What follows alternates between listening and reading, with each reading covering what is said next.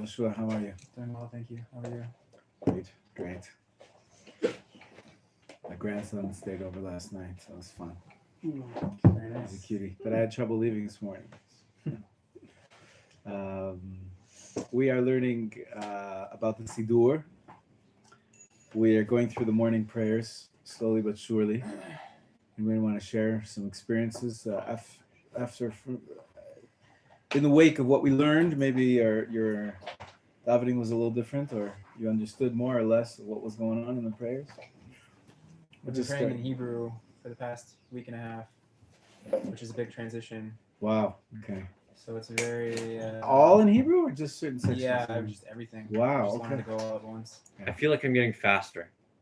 At saying the words. Yeah. Amazing. In Hebrew. Okay. Yeah. It's really just changing everything though. It's a lot more satisfying, even though I'm not understanding as much. Right. The interlinear. This Yeah, helps. He yeah, has the same one. He has yeah. the same one. It's like a. It's great. Right.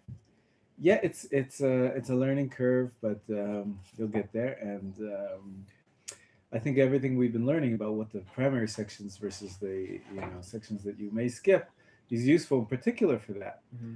If you do want to daven with the tzibur, which we're going to start talking about today, tefillah b'tzibur, meaning prayer with the community, then sometimes you're a little bit slower, especially if you're speaking Hebrew slower than the people who can recite Ashrei, their eyes closed, in 30 seconds flat.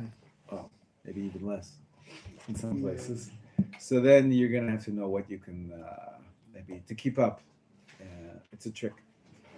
Okay, good, but I'm glad that you're doing that. This is the time. If you have to get there a little bit earlier, as we said yesterday, to the Psuke de Zimra, instead of skipping, you can actually just get 10 minutes earlier and say them for 10 minutes longer than everybody else.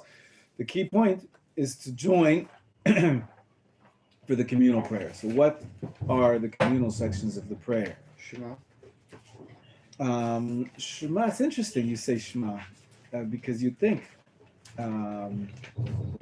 we should all do it together. But when you put on the halachic glasses, the perspective of the halachist, the Shema itself per se is a private statement. The Affirmation of blessings faith. of the Shema. There's lots of The blessings of the Shema too. I'm nitpicking here, but I want to teach you to be precise. Halachically, there are certain sayings, certain sections, which you cannot say without the tzibur. And that would be a good indication for which ones are, in their essence communal versus in their essence private. So if you say Shema together with everybody else, it may be a more powerful experience for sure. If everybody else is saying Shema at the same time. There's a shul I go to where there's one guy, he belts it out. Only that one line, thank goodness. It's a little disturbing, the Shema Yisrael. It's like screaming, really. And I find it a little disturbing. Okay, it's his practice for one line. I can live with it. Because it's more of like an order, like an announcement. Listen, Israel. It definitely makes sense that this is, and as a matter of fact, our sages say that you should say this prayer with all your might and soul. There's a few other lines where it says that, and we're going to learn about them. But so he's doing that literally, not just figuratively. He's really yelling it out. So it's of course more powerful when everybody's doing it together. But the truth is, halachically, there's no difference whether you say that together with others or you say it yourself. When you're davening by yourself, if it happens, you get up late one day. I don't know if you can imagine somebody else it happening to that. You don't get up on time, right? Somebody else, or you were sick or something like that, and you're saying the Shema on your own. Halachically, you're fulfilling the same mitzvah of Shema, whether it's with the group or without the group. But in essence, it's a individual obligation. That's what I'm trying to teach you. What we're going to focus on now, what are the communal obligations that you can't do, and the best indication of that is which ones can you not do if you don't have a minyan.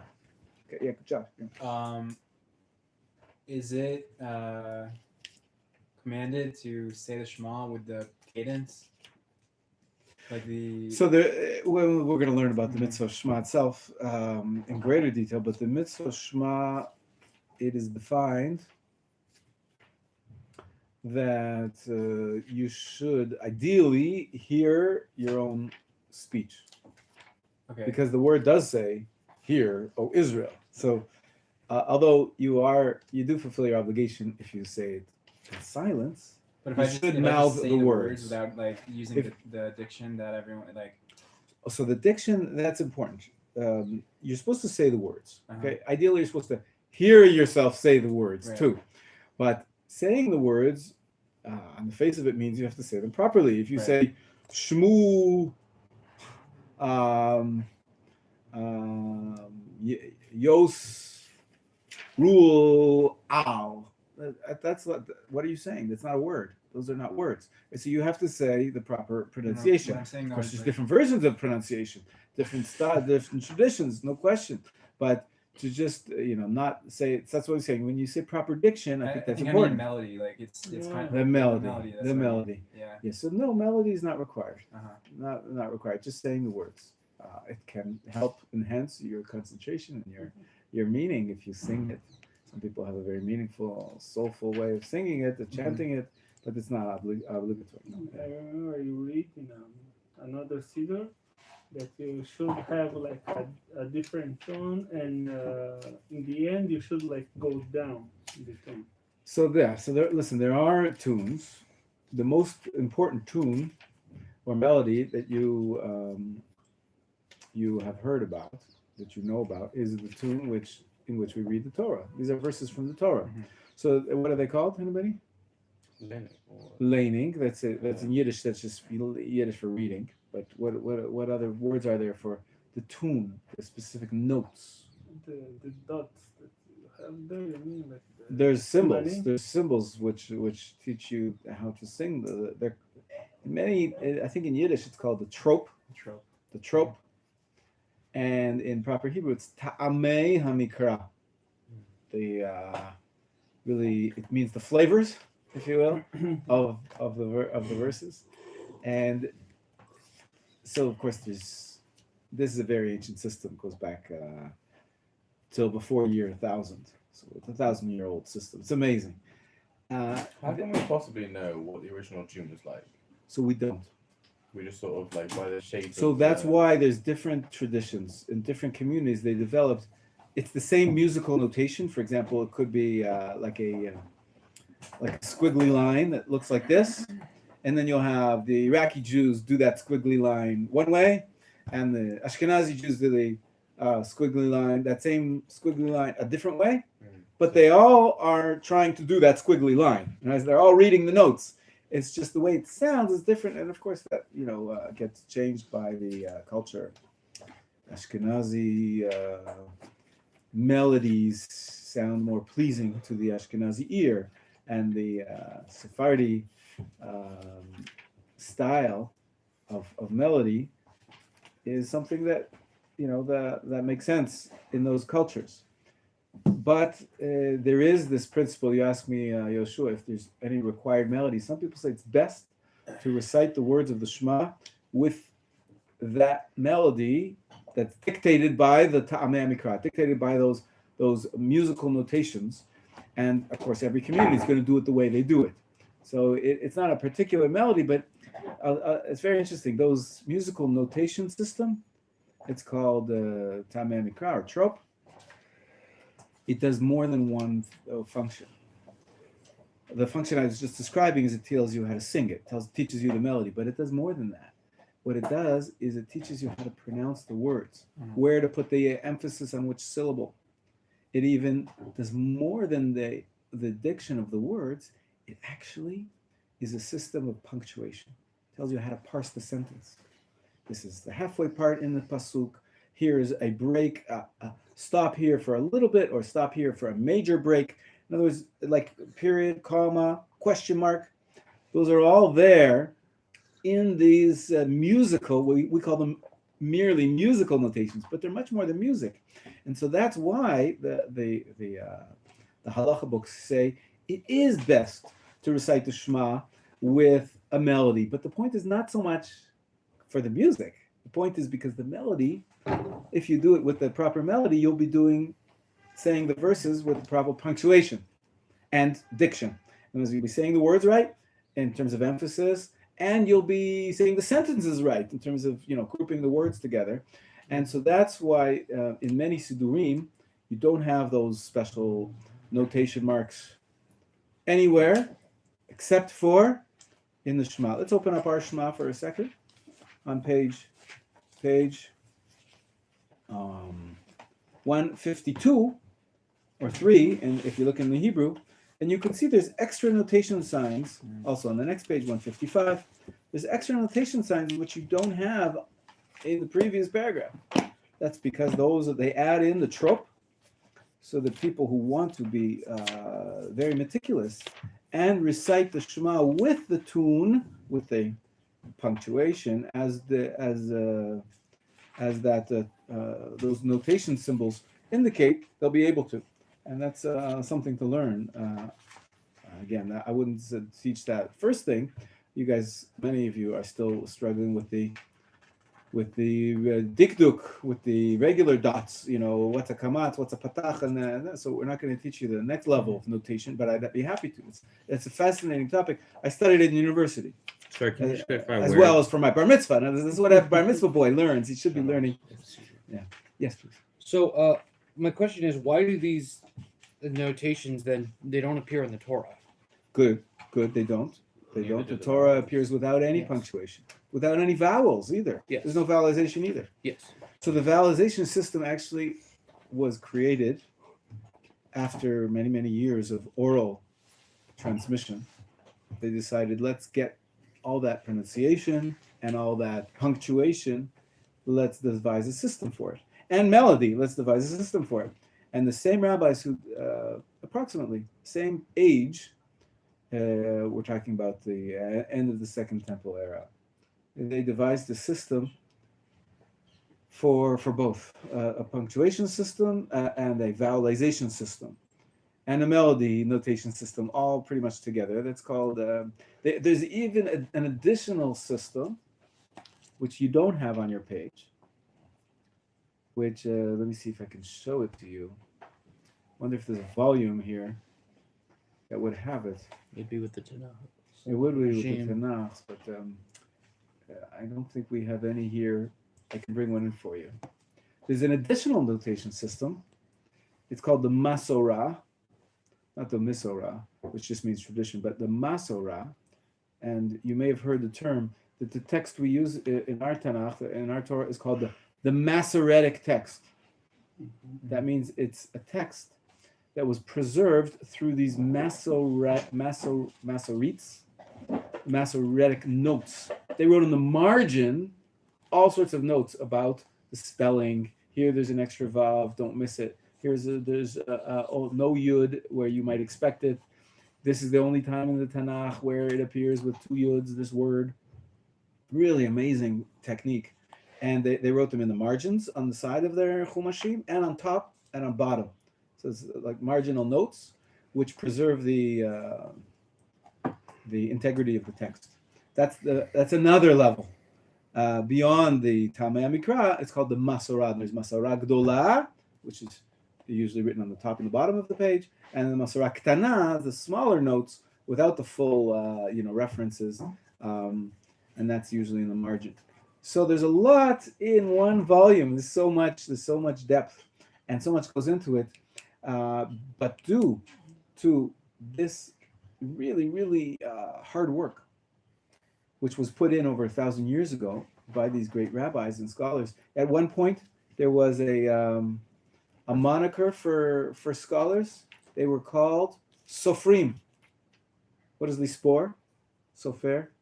Well, a sofer is a scribe. Nowadays, but there's another meaning for a Sofer. Tell. The Saper is to tell, but there's one more meaning. You got 2 out of the 3. The one I'm looking for is, what's Mispar?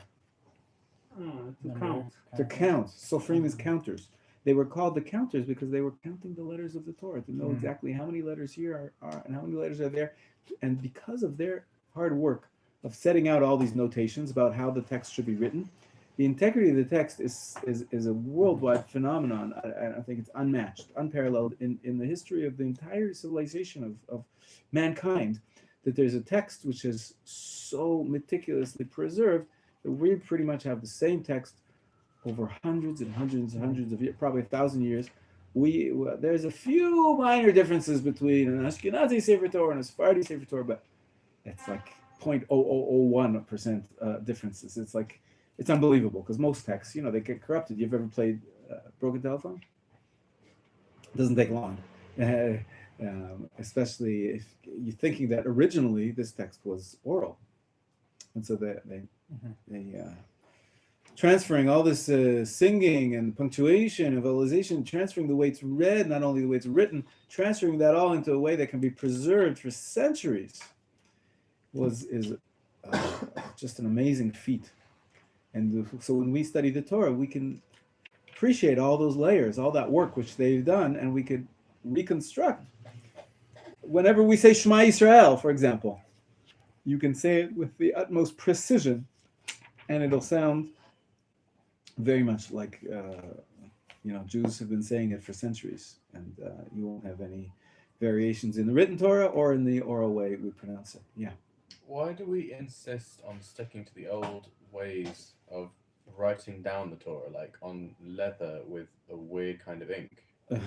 Why not just update the system to make it so much easier? Just like print a book. It's a good question. Like print a book with like a leather. Why not, as you can see, we do not believe in God and like No, that's the same question. Not the same question. It's a slippery slope. Why I don't know. It's an interesting The question. reason like it's on leather Yeah. with this kind of ink, like mixed in a certain way, in a certain ratio, But is because that was the way it was done in those times. But we have much better Perhaps. technology and Perhaps. resources now. No? I understand. It's a very good question. I mean, it's not like we don't use books. Look around you, right? Plenty of books.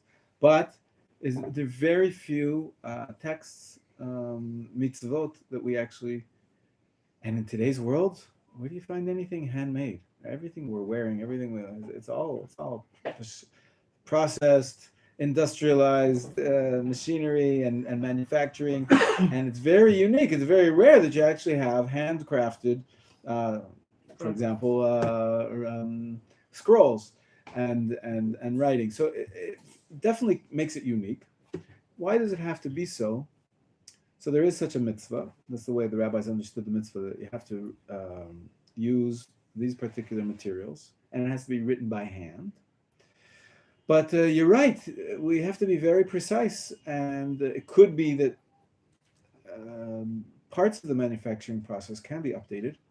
For example, already now, it's almost, it's very common that the Sefer Torah is checked by a computer, scanned, and so there's, and then also cutting the leather and smoothing the skin so that the parchment comes out just so.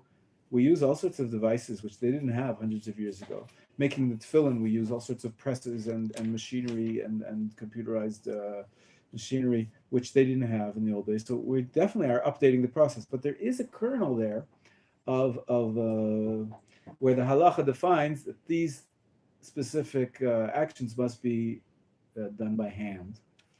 There's a question, for example, I saw the writing, right? The scribe, you can program a computer to form the letters, even with ink, like what's an inkjet printer.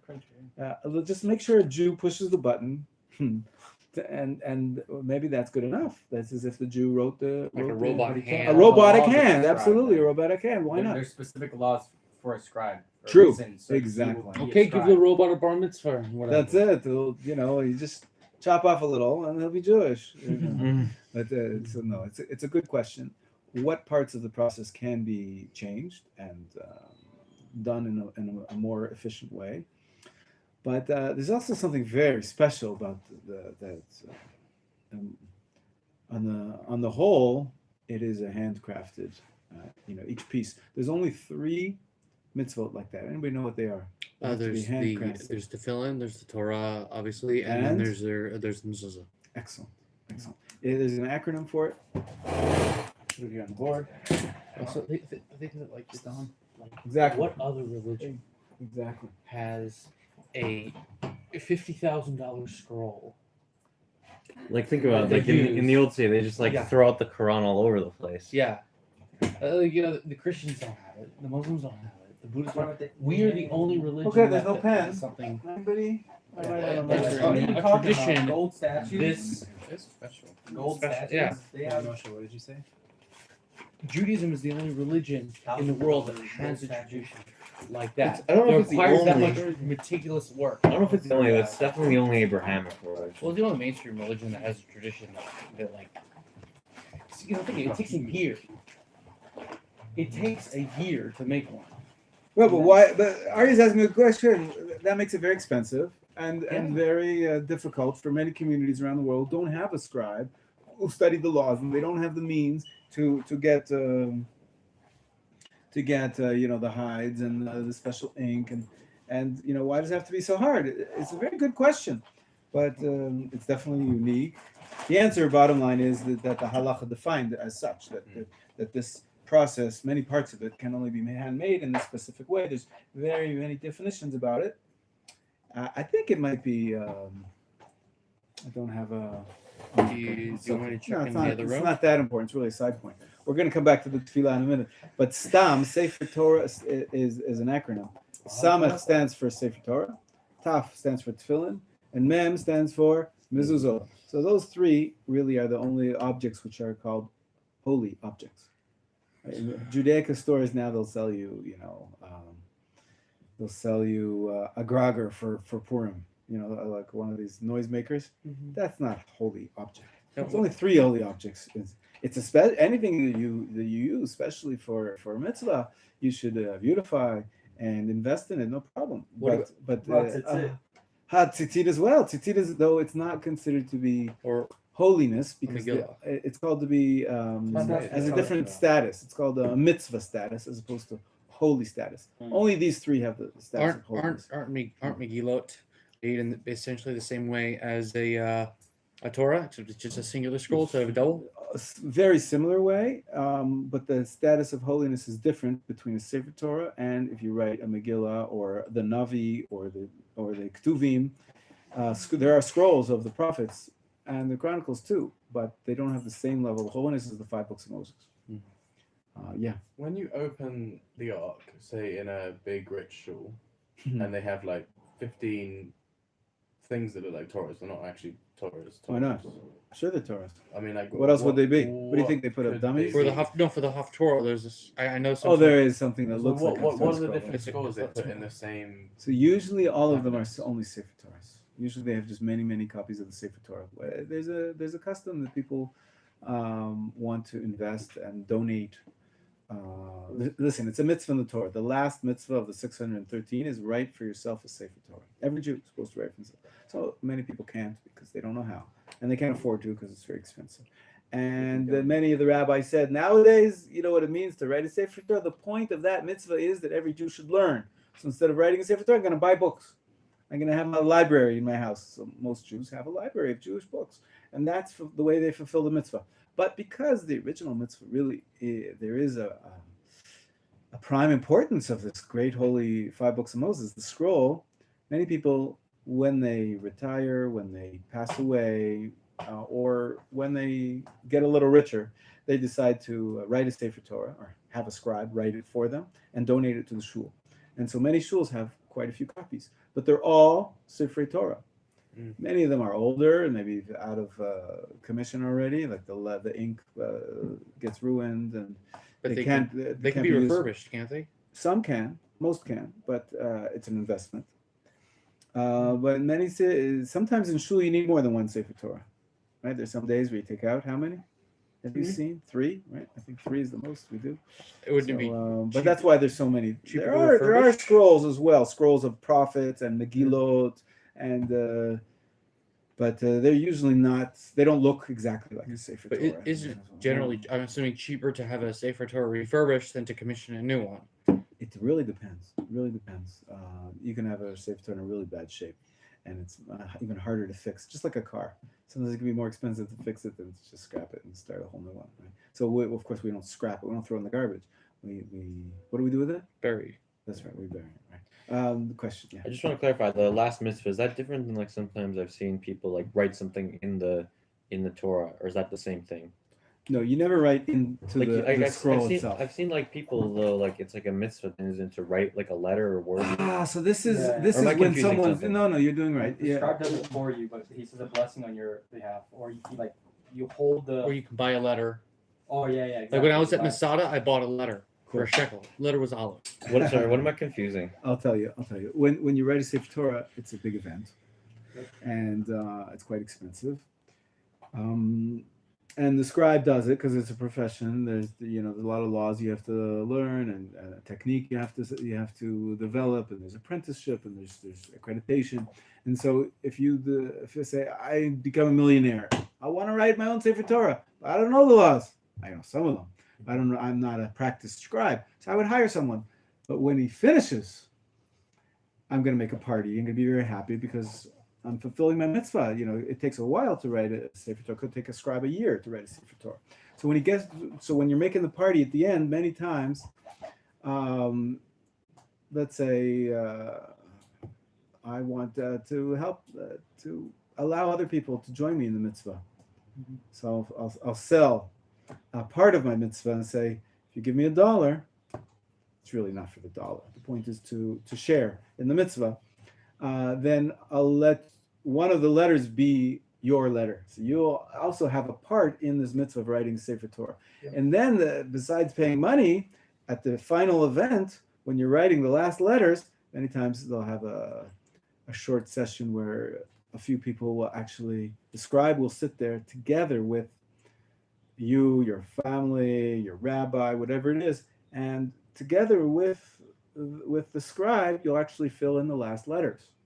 So that's probably what you've seen. Yes. Somebody sitting with the scribe, filling in the last few letters of the Sefer Torah, sort of the end of a long process where the scribe did most of it himself. But just to allow you to participate, in practice. And then you make a mistake by in the yourself. last letter. Yeah.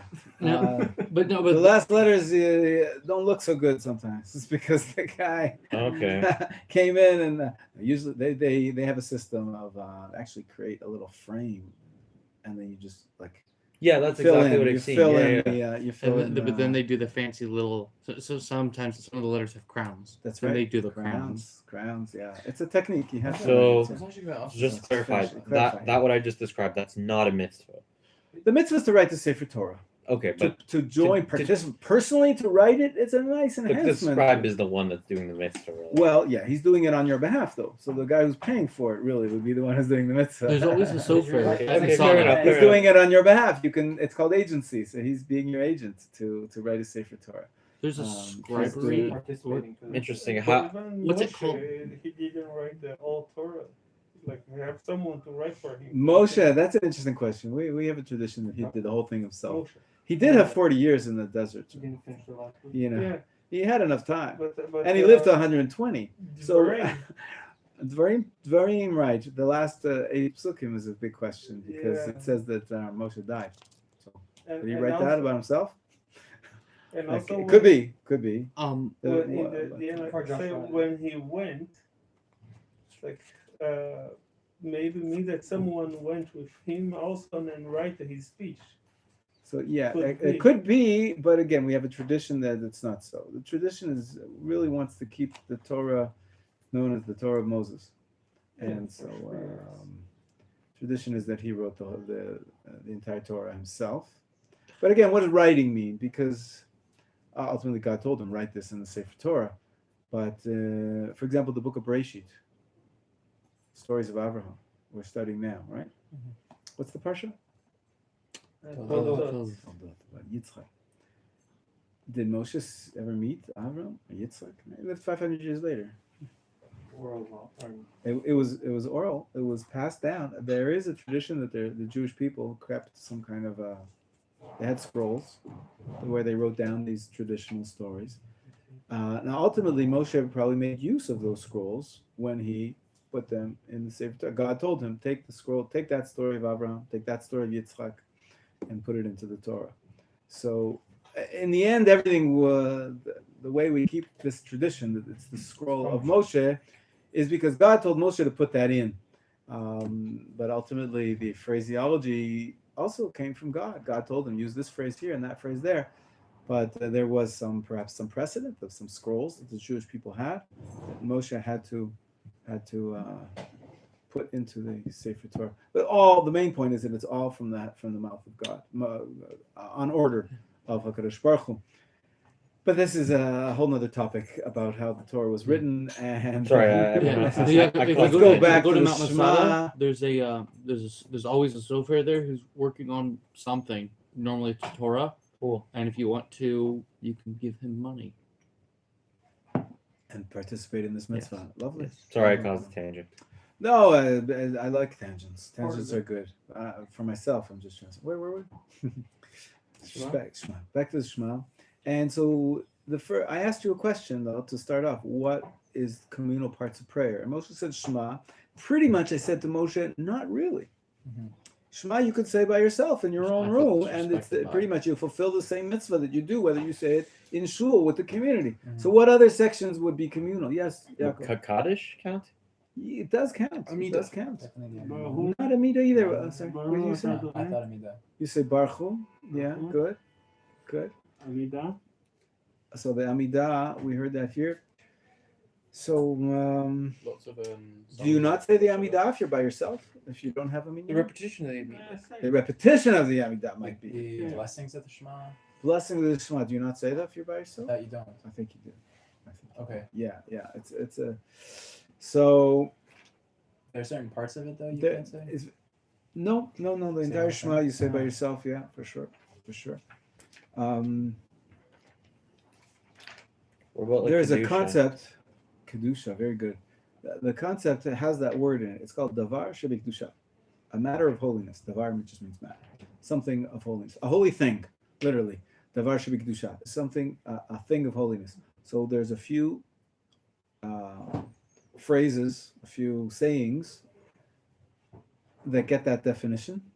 They're considered holy matters, which you can only say with a minyan. And I think that's the best indication for what are, by essence, communal. So Kaddish is one of them. We all know that you don't say Kaddish if you don't have a minyan, although of the list, I think this is the weakest one, because really there's no name of God in the Kaddish. That's... How can there be no name of God? It's blessing of God's name, isn't it? right. So we always talk to him about him in the third person, though. We don't actually... It's not actually a blessing. Baruch atah Hashem. Blessed are you, the Lord. We don't say the name, the Lord, in the entire Kaddish. It's fascinating. And so that's why, although it's only said in the minyan, it's, and therefore it is on the list of Davar Shebikdusha. So if I had a marker, I'd be writing a list. If you guys have notes, maybe you want to write down this list. But Kaddish is on the list as something that can only be said in the minyan. Therefore, it is a communal prayer. Next one is Baruch Hu, as someone mentioned here. The Baruch Hu is when the Chazan says Baruch Hu et Hashem Baruch. You see it on page 140. That's in the blessings of the Shema? It's before the blessings of the Shema. Okay. So that's In what I between was Sukkot thinking and Zimmer and the about. blessings of the Shema. Maybe that's what you meant. 141. One Kaddish. page, 140, 141. So we just spoke about Kaddish. Now Baruch Hu. As you can see, it's a responsive prayer. The leader says, "Bless the Lord, the Blessed One." Everybody responds, "Bless the Lord, the Blessed One, forever and all time." And then the leader repeats it and says, "Baruch Hashem Baruch." L'olam va'ed. That little discussion back and forth can only be pronounced if you have a minyan. Another one is Kedusha. The Kedusha is in the repetition itself, and the Kedusha that's included in the repetition is only said when there's a minyan. So we've Kaddish, Baruch Hu, Kedusha. Anything else? I was flipping through my siddur, and this is again not to start tangent, but like it did say like if you want to do like Avinu Malkeinu, it's not part of daily prayers, obviously, but you need a minyan for that one. That's debatable. Really? There's actually a machloket about that. Oh, okay, never mind that. Sorry. But some people do say that has a very special status. You only say it with the minyan, but I would include it in the short list. Gotcha. Okay. Kaddish, Baruch Hu.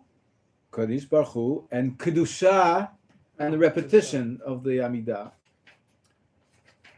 Maybe it's not quite prayer, but reading from the Torah with the blessings. We only read from the Torah with the blessings, where there's a minyan. And what do we say with the beginning of the blessings on the Torah? The Baruch Hu, right? Baruch Hu, Hashem Baruch. That's perhaps connected. So these are considered to be things which are, in essence, communal prayer. So far, so good. Yeah. Yeah. What's the prayer that everyone says in the shul here between the end of the repetition of the Amidah and Tachanun? Sure. It doesn't come chronologically in my siddur. Vidui, the confession, the confession. It's Yeah, based on the Arizal, the Kabbalists. He said you should do it every day. We Ashkenazim only do it, Like Yom Kippur. Yom Kippur type of thing. But he said every day, and many communities in Israel also, the Ashkenazim accepted this practice for the most part. Some communities, like over here, the shul next to Machon Meir, they only do it on Mondays and Thursdays. The Vidui. Sorry, what did you do on Mondays and Thursdays? The confession. Oh, But we'll okay. get there. We're not there yet. Yeah, it's when you do this. What Yeah. about the one And when you sit down? That everybody Okay, does every separate. day. That's a separate thing. Yeah, that's No, for there is the. Here, you want to see it? And what about What about? That's not communal. That's not communal. There's one more, which is the most important one, which I've been leaving off until now because it's a little confusing. And some of you said it, but I want to make it a little more precise. The most important communal prayer, paradoxically, can be said individually, but it's better when you say it together with the community. What is that? The Amidah itself. The actual, the core of prayer is what we call the Shema on a regular day. The 18 blessings. More precise, perhaps, would be to call it the Amidah, the standing prayer, because you must stand with your feet together, and it's more precise than the 18 because there's 19 blessings. We'll get to that when we talk about the Shema. But the Amidah is the core of prayer, and there is a very big significance to praying the Amidah at the same time as 10 other Jews, in the same time and place as 9 other Jews, right? And that, although if you don't have a minyan, you still pray it. You can still say the Amidah as an individual, but there's a difference between praying as an individual and praying with the community. And it's much better to pray that Amidah, the silent. I'm talking about the silent Amidah. Don't get confused now. We said before about the Kedusha and the I'm adding a fourth item now. Right? It's not only the Kaddish, the Baruch Hu, and the Kedusha and the repetition. Also, the Amidah itself really has a different character if it's said together with the group, communal. Really, as a matter of fact, we're now going to start talking about the communal part of prayer. And I'm trying to, explain to when you're an individual and you want to pray together with the community, what are you aiming for? What's your goal? Your goal is to listen to the Kaddish? Is your goal to answer the Baruch Hu? All true. But even more important than those is to start the Amidah together with everybody else. Okay? Is that clear? That's the essence of communal prayer, is to pray together, the Amidah. So if you go say the Shema very slowly, maybe they'll still be saying the Amidah at the end when you start. That counts too. But the ideal is to start it together. So you might want to even start your Shema earlier in order to make sure that you finish the end. What comes right before the Amidah? It's the blessing after the Shema. What's the blessing after the Shema in Shacharit? It ends with after the Amidah, after the Shema, before the Amidah. It's like Many people sing it. How does it end? Gal Yisrael. Gal Yisrael. Baruch Atah Hashem Gal Yisrael. The blessing, Baruch Atah Hashem Gal Yisrael. That's where everybody should be on the same page. And starting, you can see it on page 164 and 5. 164, 5. That'll end of the page. Should end Blessed the are you. following blessing together with the what's that word? With the leader, so as to be able to move directly from the words Gaal Yisrael to the Amidah without interruption of the saying Amen. That's an interesting wrinkle. It's not so essential, but it is important. We want to not interrupt between them. But the point is, what I'm making now is that we should be starting page, what's the next, where does the Amidah start? On page 174 and 5, together with the community. Okay, that's the communal prayer. Of course, usually we do the lead up to that together too. There's a Baruch Hu there, there's a Kaddish there. We're going to look at it now, but ultimately that's the goal. So far, so good. Questions, comments? I do find that bit Goal Yisrael and then it's translating it quite sort of eerie. Whenever I experience it, like everyone's like singing this song and then everyone just sort of fades off on the last word or two, and then you hear shuffling of feet as they move back and forwards. It's quite a different part of Shema and prayer. I find it very powerful. Have you ever been to the Kotel for the Vatican minyan? Vatican means the earliest time that you can pray. You did it at In the Masora? day, I can't do sunrise. that. Sunrise. I did it at Whenever Masora. sunrise. Praise of At the Aurora. Kotel, it's amazing because you've all been. There's usually 10 or more groups of distinct groups praying, and everybody's at their own pace, with their own style, with their own melodies. But for this prayer, the Vatican prayer, the early morning prayer, it's supposed to be recited the Amidah. This beginning of the Amidah, page 174, 175, Baruch Atah Hashem, at the beginning of the Amidah. The ideal goal that they're all trying to get to is to recite that at the moment of sunrise. And that, we have, you could see, it's hard to see it from the Kotel, but we know when the sunrise is. And to all the various minyanim, they all go silent at precisely the same moment. And forget about, in one shul, there you've got 10 different shuls all together, and the Kotel with a tumult of hundreds of people, silence. Because they all start the Amidah at the same time, and I think it's beautiful. It's very powerful to have a silent prayer. Right. It doesn't last very long because people say their prayers really quickly, but those few moments are really special. Yeah. Can I make a suggestion that, like, one day, like sometime within the next couple of weeks, the Rav comes over to Jerusalem quite early, and we all actually, as a class, do that at the Kotel. I would love that. We could do I would love that. It's very early. Yeah, if we No, did no, a week ago, that'd be much smarter that. because they just changed the time. Well, And now no. sunrise, instead of being around 7 a.m., is around 6 a.m. And if you want to start davening to get to the Amidah at 10 to 6. I'm gonna need to start like 4 o'clock. I'm Right, we have saying to it's just start it would be earlier, it would be a very, very fun experience to do, and I Let's would do love it. to do Let's it. do it. Let's plan I'll it meet out. you there. You're kind of funny. It's not mine. It's not required. It won't Well be said, mandatory. Enoch. Well said, Enoch. I think we should do it once and never do it again. Okay, there you go. Wonderful idea. I'll tell you, there's one day a year that there's many days a year that the Kotel is packed, jam-packed with people. The most famous one is on Shavuot night. It's a really recent custom. It happened after the 6-Day War. For the first time, Jews could come back to the Kotel after it was regained in the war. And the 6-Day War was in May, and so it was right before Shavuot. It was like 2 weeks before Shavuot. And his friend Rabbi Gun, he participated in the war. He was a soldier at the time, and he was actually on guard duty 2 weeks later also. And he describes seeing the throngs. For some reason, there is a custom to stay up all night on Shavuot, and so you're up at that early, ungodly hour, some people would say, and that every Shavuot now continues to be, people go to the Kotel all night long, and so you have not maybe tens of minyanim, you maybe 100 minyanim, and you have maybe thousands of people all going silent at that moment of sunrise. It's amazing. It's an amazing experience. Have you ever been? Yes. Oh, Yes. wow. Amazing. It's great. It's powerful. Even every day it's powerful. But Shavuot is even more powerful. Yeah. It's cool. Yeah. I'm just gonna put that. Do you want to try it on Thursday?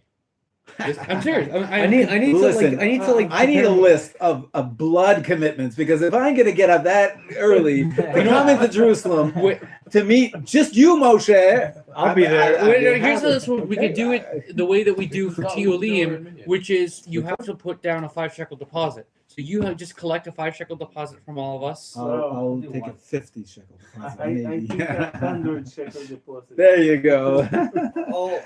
But we could open it for the entire department. It doesn't have to be just our class. We'll talk to Rav Litzman. Yeah, sure. I'm down to do that. Yeah, please.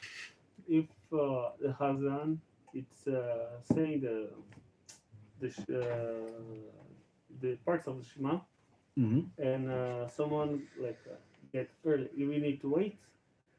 So if I finish and Usually, yes. so I need to wait him to say.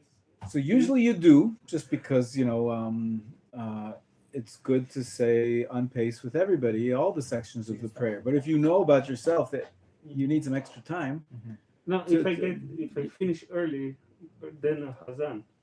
so Because usually you see- wait for him, and everybody says each passage at the same time. Mhm. But if you know that you're going to be slow at the next passage, why not take a No. head start? You could take a head start on the passage after Shema also. Okay. If you need the head start, you can. Moshe, Yes. do you want to speak to Rabbi with me after to talk about the trip? See if we can get Okay, it sorted? amazing. Yeah. I mean, yeah. Sure. Perfect. Okay, we'll see. We need to have a group. We'll all do breakfast afterwards. You know. Also, great idea. Yeah. Yeah, Also you have a great. brunch, have croissant. Yeah, It's yeah, so yeah, nice. yeah. What did you just say? Croissant. I think we'll have Texas toast. Texas. Yo. Okay. I haven't had that. in a All long right. time. So back to communal prayer.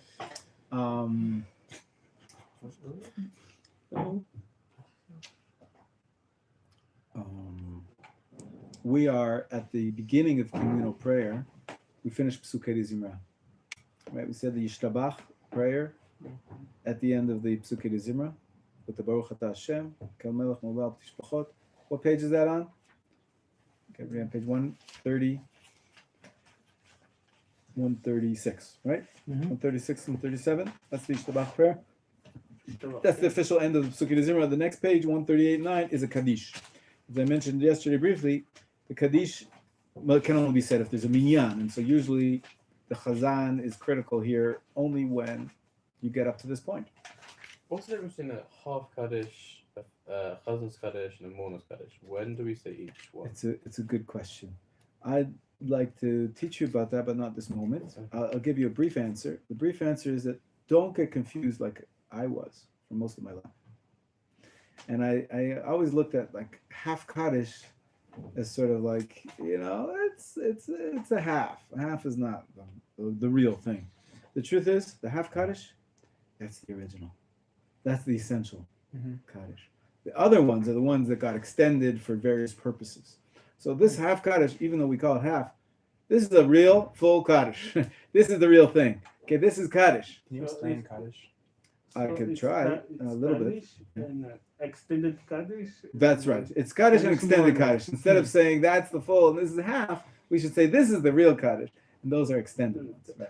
And they get extended for various reasons about when you say them and why. But the original Kaddish is right here. And what is the original Kaddish? The punchline, you looking on page 138. Everybody know what's the punchline? Most important line of Kaddish. It's a great name, dude. May His great name be blessed forever and all time. Yehi Shmei, Rabbi, it's in Aramaic, of course. In Hebrew, it would be Yehi Shmo. Yehi Shmo Hagadol. Rabbi means Gadol. His great name. Mevarach, blessed, the Alam Ulal Me'amayah for forever So- and all time. Why are there? Okay, we were at the kotel, and I was in a minyan, as one does when they're davening Marv, and they started saying this prayer. A bunch of Haredim started saying this prayer, and I had no clue what they were saying. And then everyone said Amen, and then I realized they were saying Kaddish, but they were pronouncing it so differently, I could not recognize it at all. Yeah. But it's not like that with other. It's not like that with other tefillos. I know some people, obviously they have a suf, Yeah. but like they weren't saying Yiskadal v'Yiskadash. They were saying I live Yiskadish. They were very not, Ashkenazi. I could not comprehend. And when you how speak, one would Moshe, read- and when you speak, they don't understand what you're saying. They think you're talking. I don't funny. even No, understand what I'm I'm What you saying. get used to. There How you could go. there be so much It's- variation in one prayer? So we alluded to it before. Is that in different communities, the style of speech gets influenced.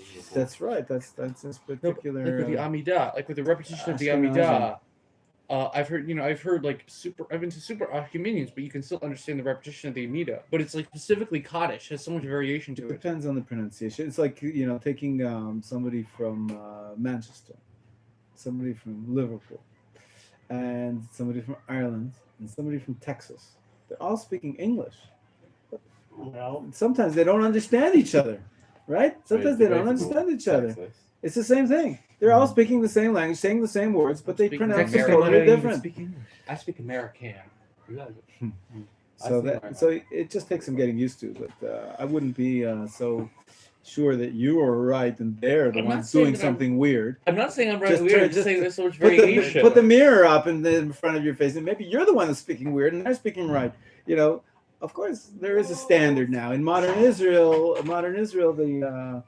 The people who revived the Hebrew language as a spoken language is an amazing phenomenon, amazing historical feat, which enables us to converse with each other, even though we come from, us Jews coming from so many different lands.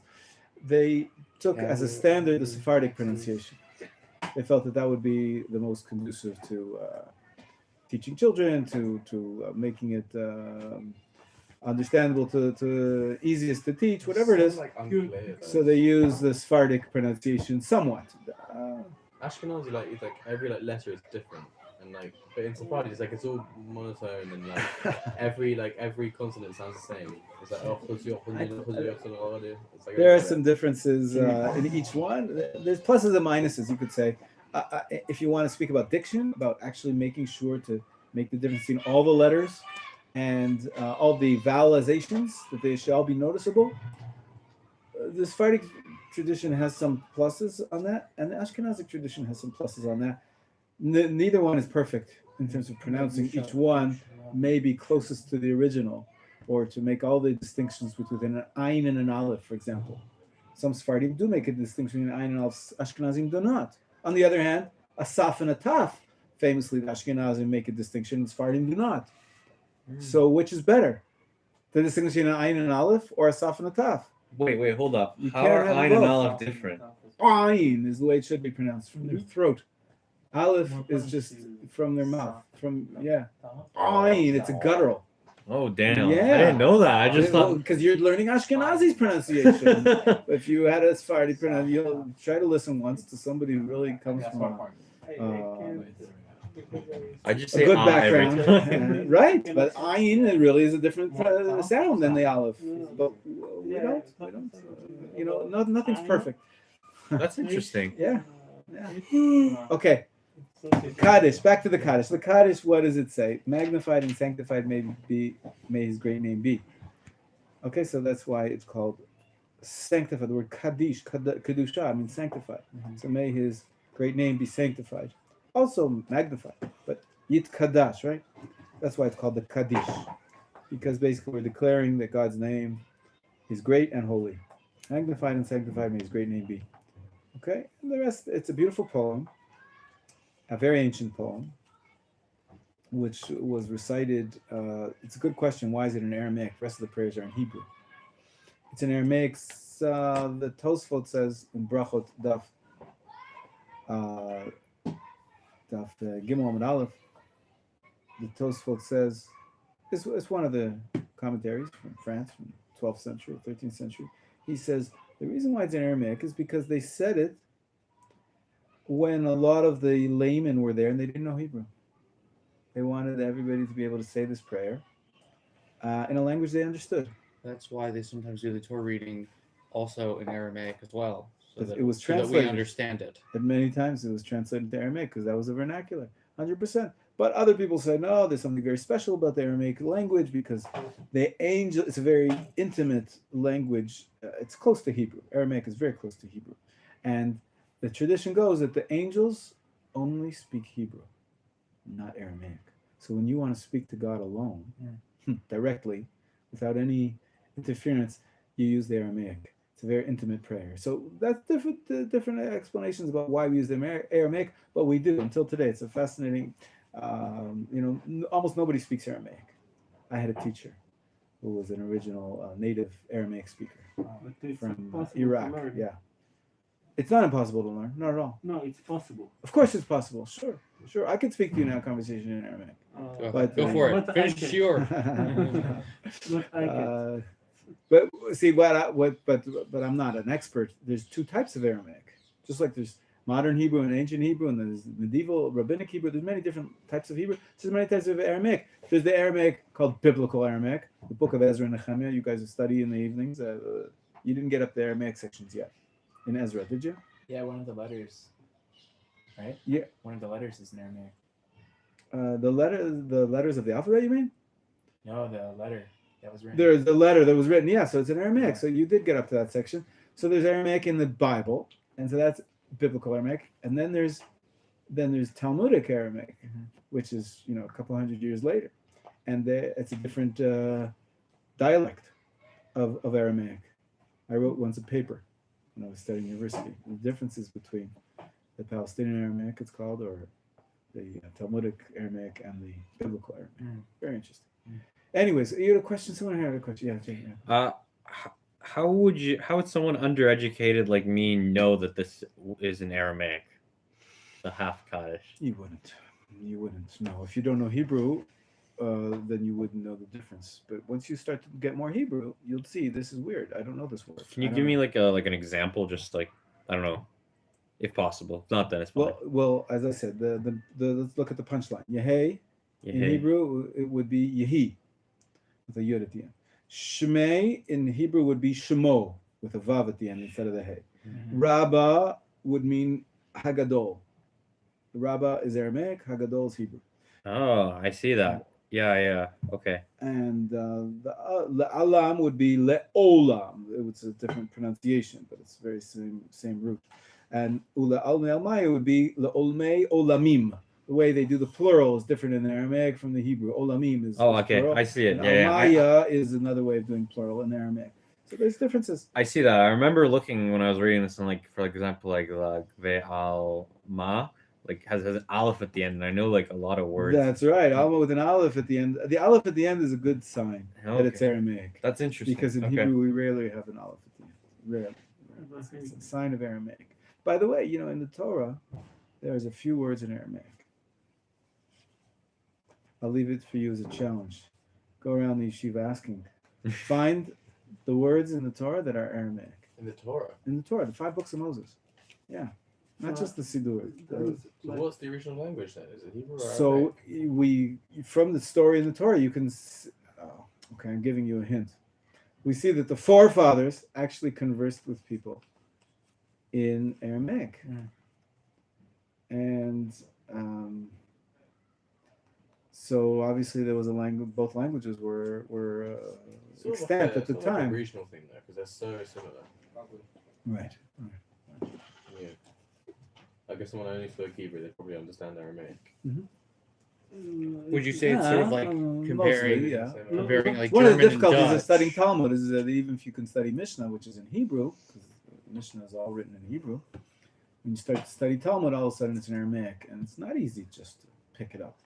Would you say it's like the differences between, like, let's say German and Swiss German, or English and Scots? Yeah. Or is it more intense, like the differences between like German and Dutch? No, it would be maybe the difference between Spanish and French, or Portuguese, or French and Italian. They're all Romance languages. They're in the same group, but they are different languages. Well, like French and Spanish are not mutually intelligible, but Portuguese and Spanish can sometimes be mutually intelligible. All that shared words. There are some shared words. No, the French and Spanish, it's okay. Same alphabet. Less, but it's okay. I don't know. I'm not. Yeah. I don't know. Okay. My father spoke a lot of languages, but I don't. I thought you spoke French. Is the most A little, hard. very little. I studied it in school. They made us. I thought you lived in Quebec. I can You tell didn't? like I'm a Latin speaker. Latin. Okay. So the French is the most part. I see. So because not the words themselves, it's Right. just because the accent, it's like so. When I was a bad. kid, we did Pig Latin, but that's something else. And there's many words that is different. But Portuguese, Spanish, and Italian, They're always it's similar. very similar. Right. It's very, Right. very So close. that's closest to that. Yeah. The Aramaic and Hebrew, but there are differences. Okay, that's the Kaddish. So the Kaddish, if there's a minyan, you say the Kaddish at this point. The top of page 139, as you can see, is only recited for 10 days a year, during the 10 days of repentance, and between Rosh Hashanah and Yom Kippur.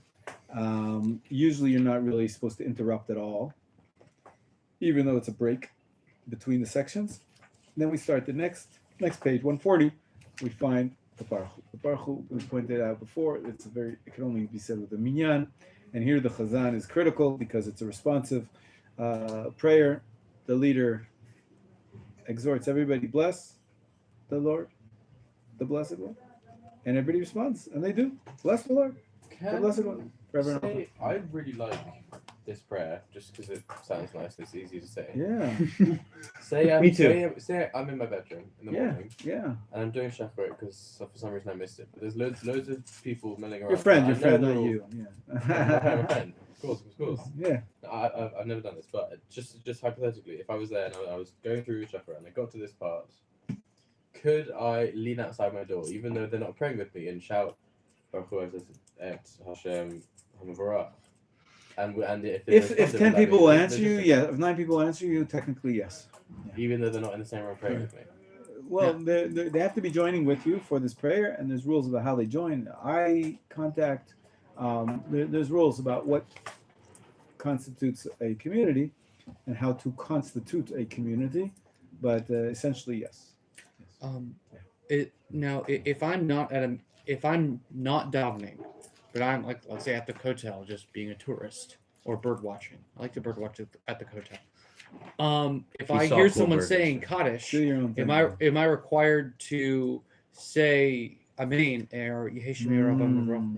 It's always a good question, especially at the kotel, because you're trying to daven, saying your morning blessings, or you're saying the korbanot, or you're saying psukei de zirma. In the meantime, you hear 10 other people say the Baruch Hu. 5, each minyan gets up to the Baruch Hu. They say the Baruch Hu. Do you have to respond to everyone? So that's really an extension of the original question, which is what happens if you're in only one shul. You're up here, upstairs, and you come late, and you're saying your psukei de zirma, and they already get up to the Baruch Hu. Now you haven't said, you're not allowed to interrupt between the Baruch Shema and the Ishtabach. That's what we said yesterday in class. Remember that? You can't make any interruptions in the middle of the psukei de zirma. But the Chazan saying the Baruch Hu, do I have to join? Should I join? Must I join? So the answer is, of course, the answer is it depends. But the answer is that in principle, yes, you should answer because it's such an important communal prayer. And what are you doing? You're blessing God, which is not so far from reading the Psukei de Zirma, the verses of song. Anyways, it's really on the same theme.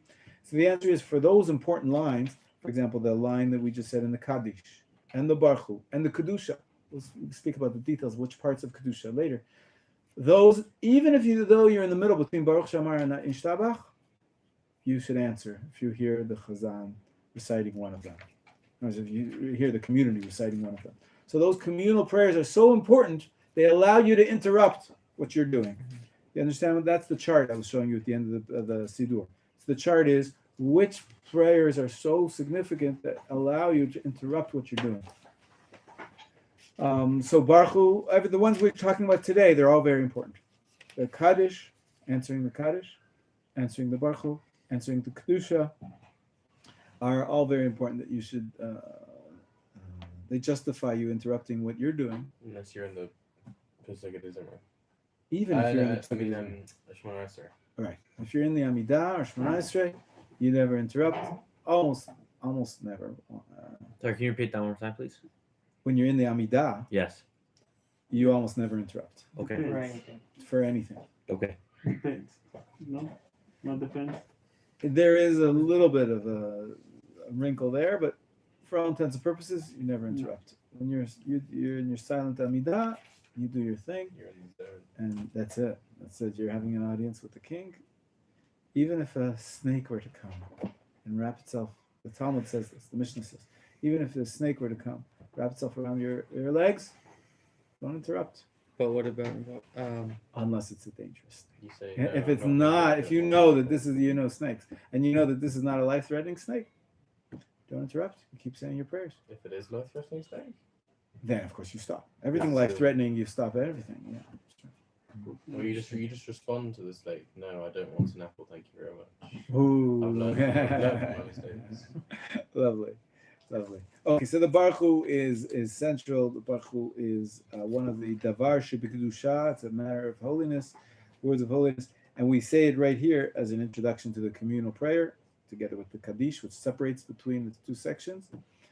And then, after the Baruch Hu, we turn the page and we get to page 142, which starts the blessings of the Shema. As you can see the title. Now the blessings of the Shema, we have a few minutes. I want to show you the structure. It starts at page 142. Who can tell me where that blessing ends? And please don't say 142, because that would be too easy. Ariel, how you doing this morning? 146. Liar. 147. Everything all right? Yeah, it's a little Yeah, tired.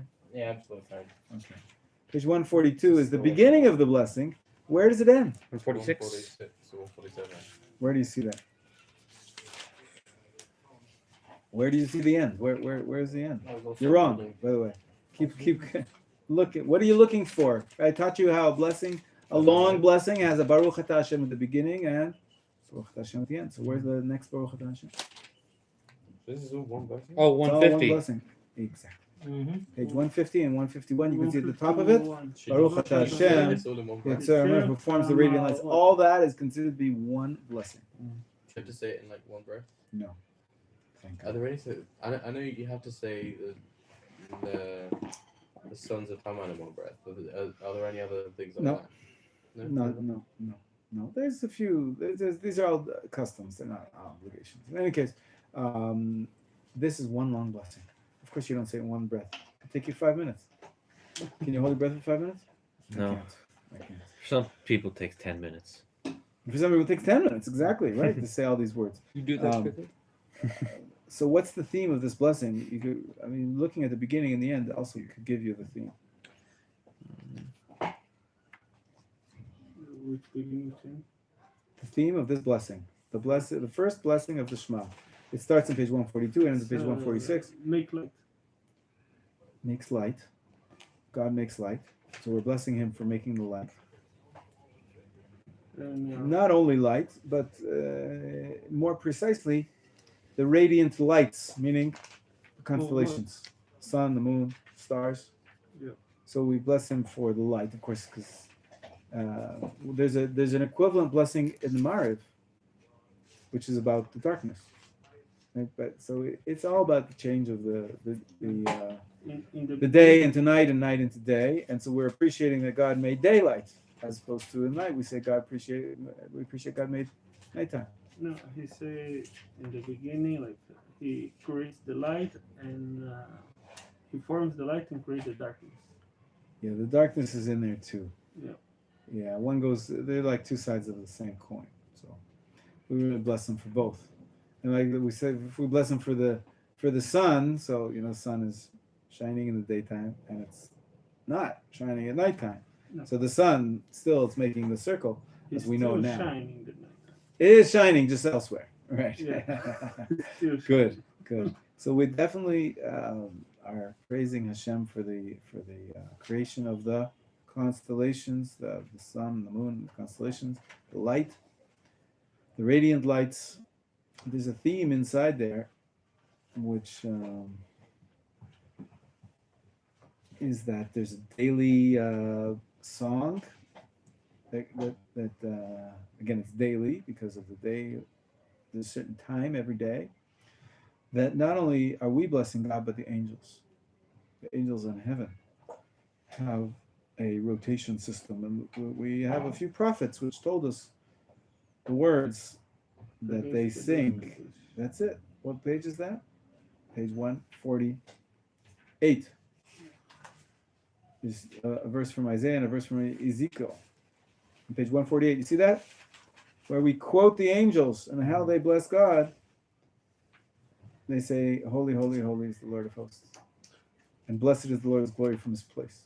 Two quotes from our prophets who actually heard these angels and their song to God. So we're sort of connecting to the angels' song, which is a routine song. It's a daily song. It goes with this special time of day and in the morning and in the night. And so we're quoting the angels essentially as how they bless God, and we're joining them to bless God for the change of times, not the change of seasons, but the change of day versus night. I don't know, is there a word for that in English? Not seasons, but like that. What is the Just the day cycle. The day cycle. Sorry? SAR thing? It's a type of angel. It's a seraph is another word for angel. Yeah. A question about the angels in Shema. The bit in Shema, like the second line, where we emulate the angels by the Baruch Shem Kavod. We'll get there. That's But just a brief question: is that in the Torah? No. So we added that bit in. that one Shema line. Baruch Shem Yisrael, Kol Nafdol and Navad. Yeah, that's added in. It's not a possible. Good. The Seder. So that we did the first blessing. Where does the second blessing start?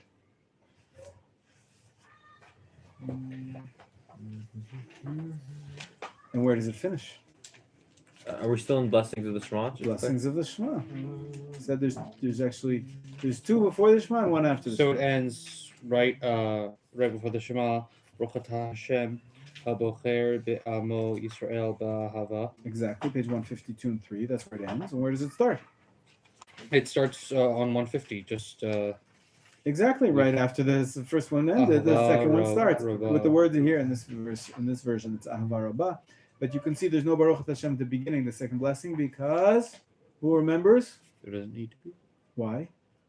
Because Why? Why does the second blessing not start with a Baruch Hashem? I explained to you the other day.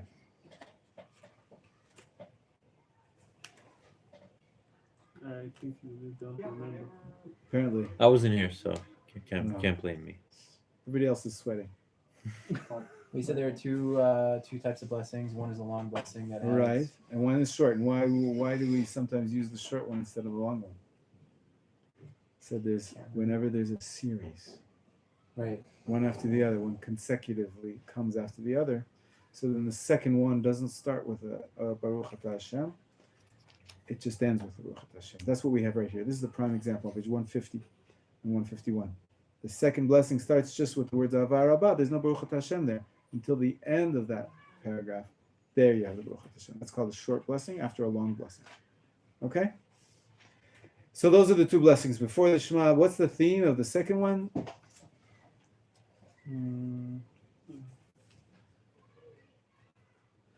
The relationship. Ahava. That's the first word and almost the last word. Love that God loves us. God's great love for us. And one of the primary expressions of God's great love for us is, what does it talk about here? In this paragraph? It talks about mitzvot, and particularly which mitzvah? More than other mitzvot that I mentioned? Torah. Torah. Exactly.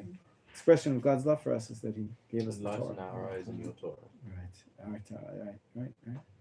He gave us the Torah. Amazing. We'll continue discussing the blessings of Shema, tomorrow.